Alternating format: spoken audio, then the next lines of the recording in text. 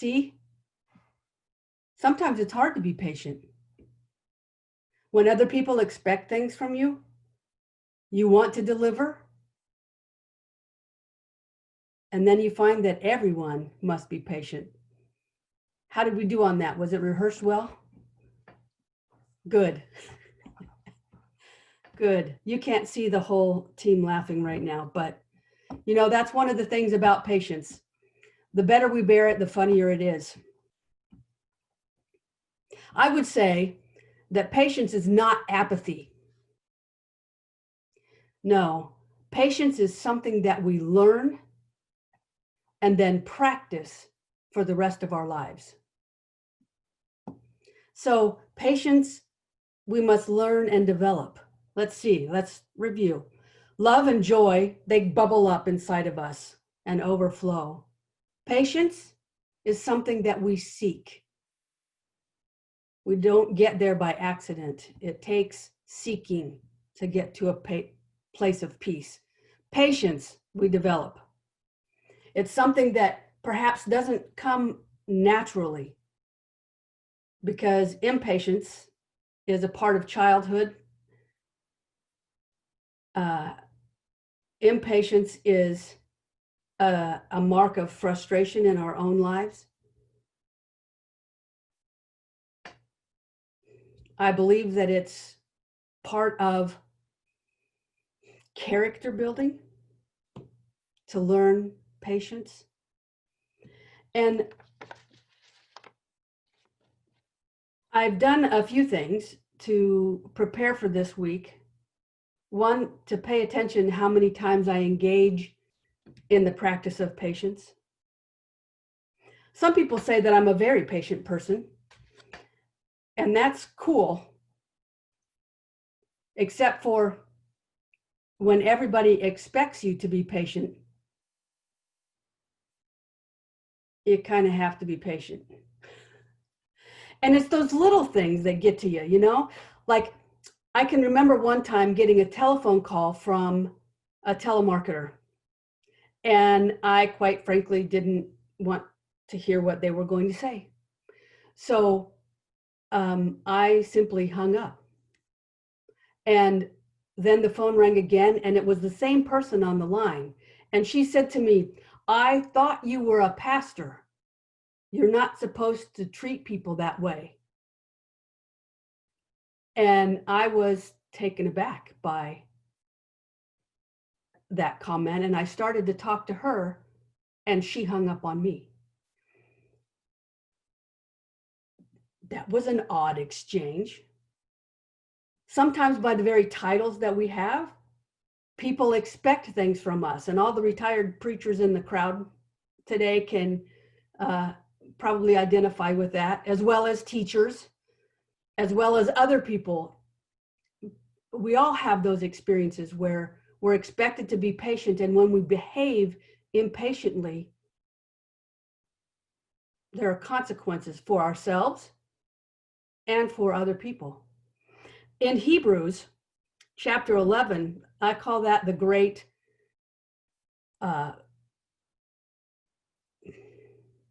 leaders of the Bible, of our story. I can't think of the right word right now. Let me be patient with myself.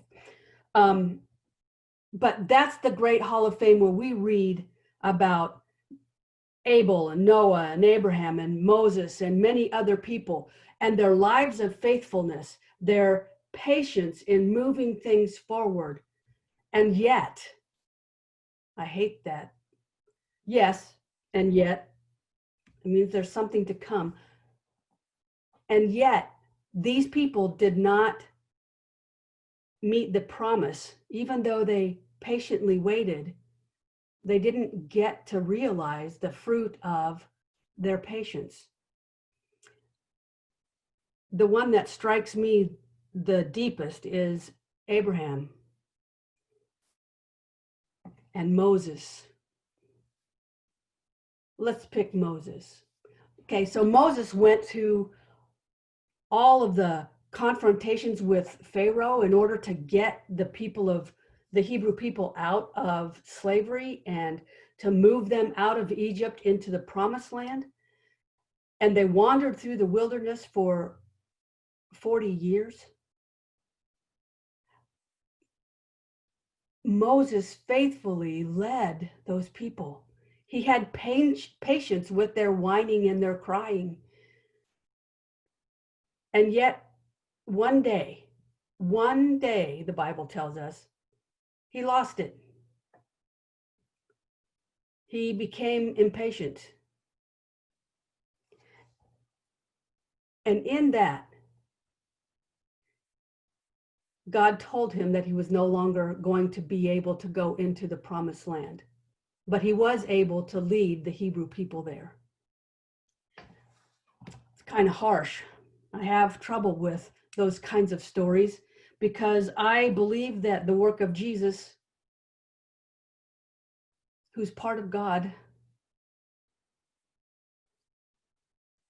leads us to fuller inclusion, leads us to know that we are all beloved children of God and will one day be in the presence of the divine for eternity. Wow. But then I see other things, like in 1 Kings, where that's in the Hebrew Bible and the Old Testament, that as we know it. It says that the essence of that book tells us that the fruit of patience is a closer relationship with God. So our ability to be patient allows room in our lives for God to move. It makes a difference how we encounter the world when we use patience and when we don't. I think that there are some contrasts that maybe we could take a look at. One would be impatience versus patience. Patience deepens relationships. Impatience destroys them. Patience opens up,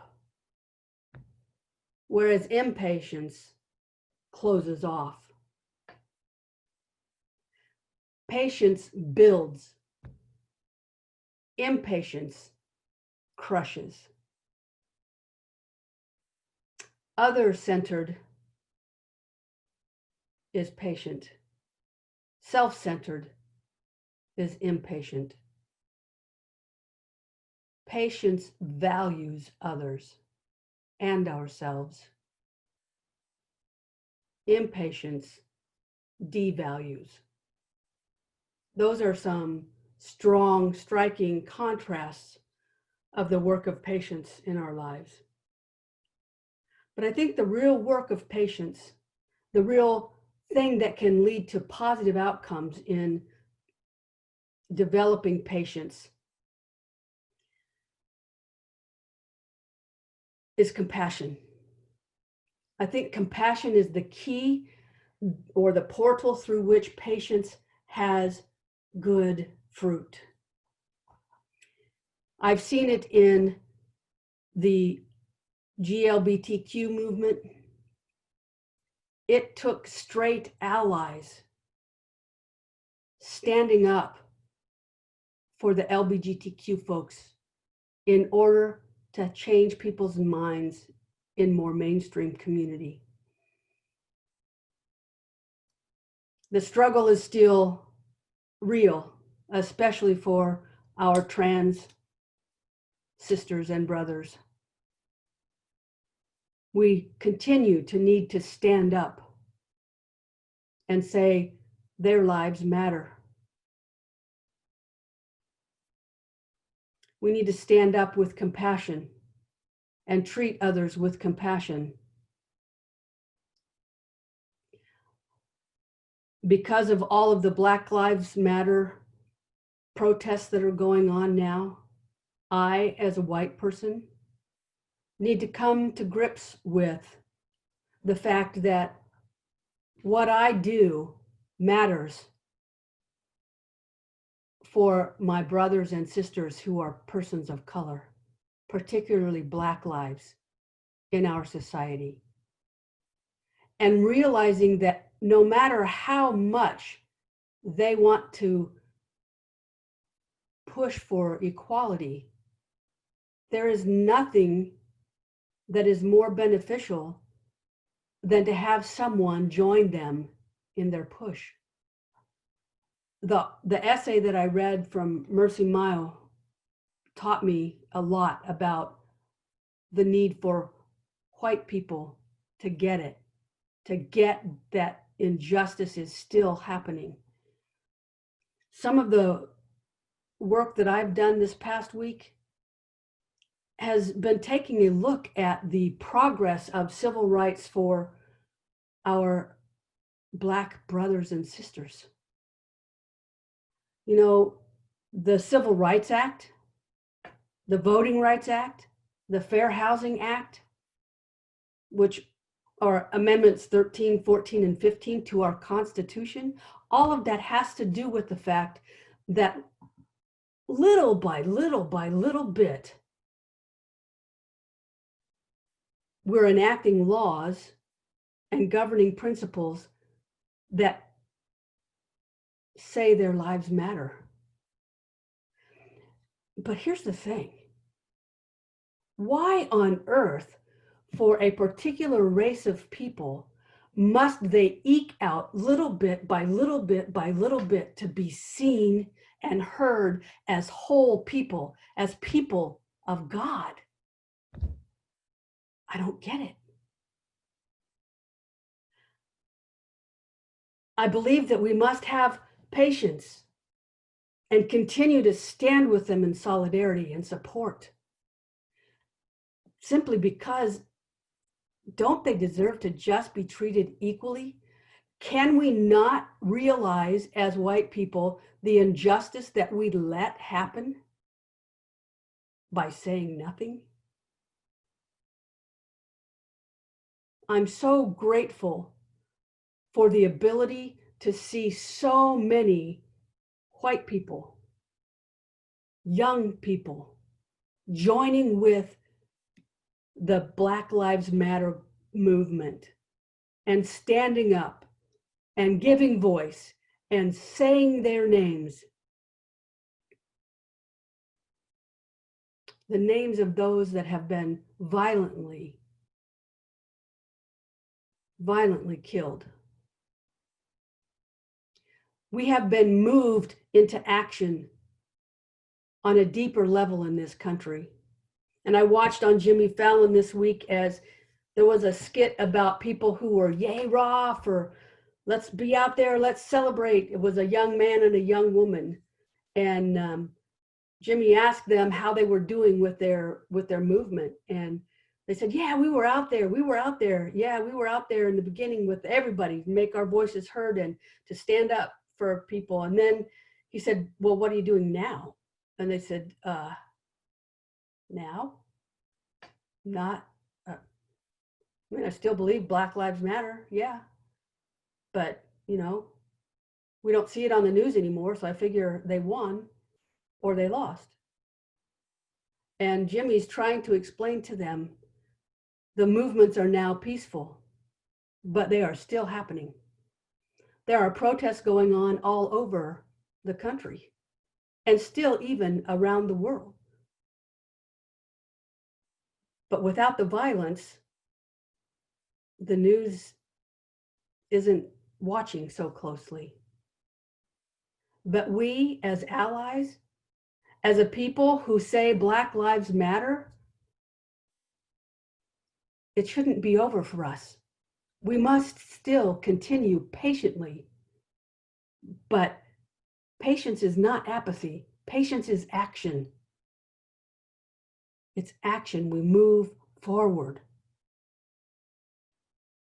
And when I look at this historical piece of African American lives in this country, I see so much about the patience of people trying to be seen and heard and treated as equal.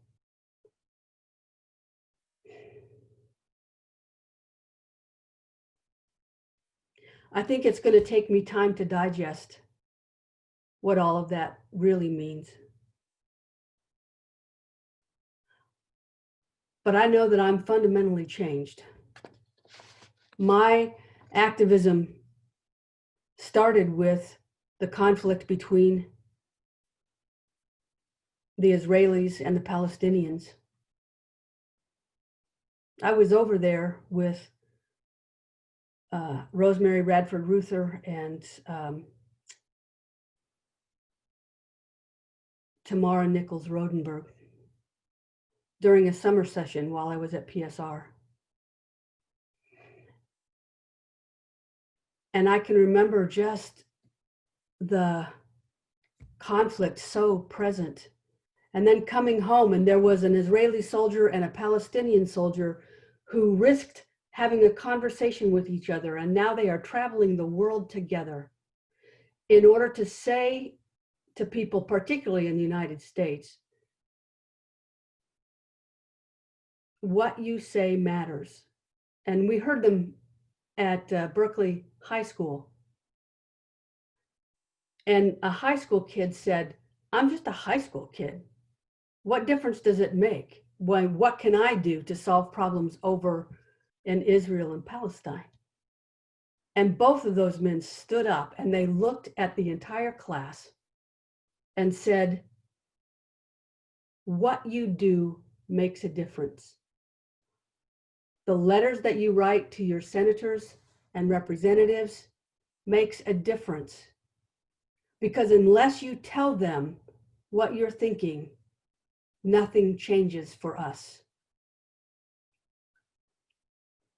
And I got to tell you that changed me. Also, while I was over there, I heard Dr. Elias Shakur, one of the great religious leaders over there, some in our group expressed some frustration with Judaism and the violence that was being poured out upon the Palestinians. And Elias said to us, oh no, don't step away from anybody who's Jewish. Don't step away from anybody who is Muslim.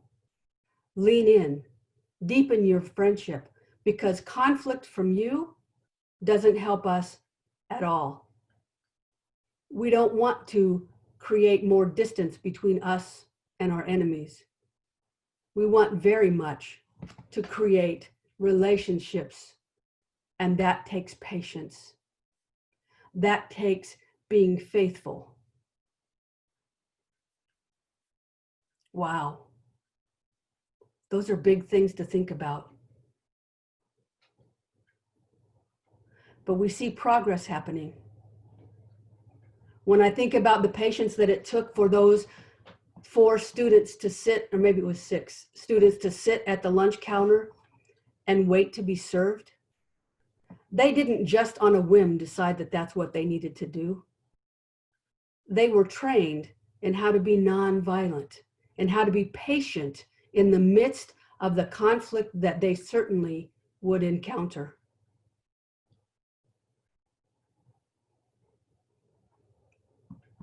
How long? How much patience do they need to show? When can it be over?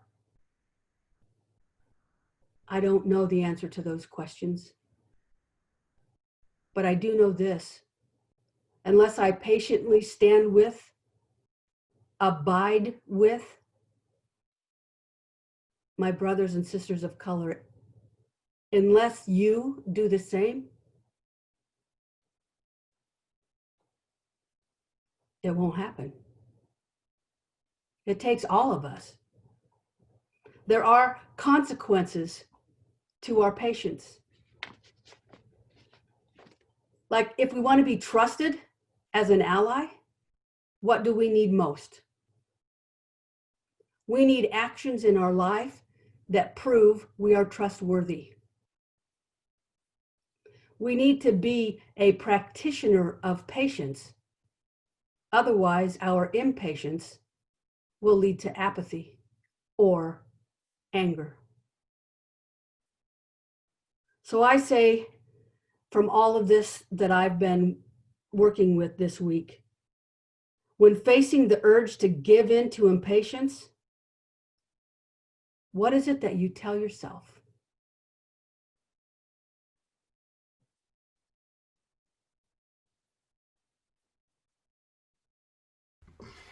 What is it that we say to one another? We must keep moving forward.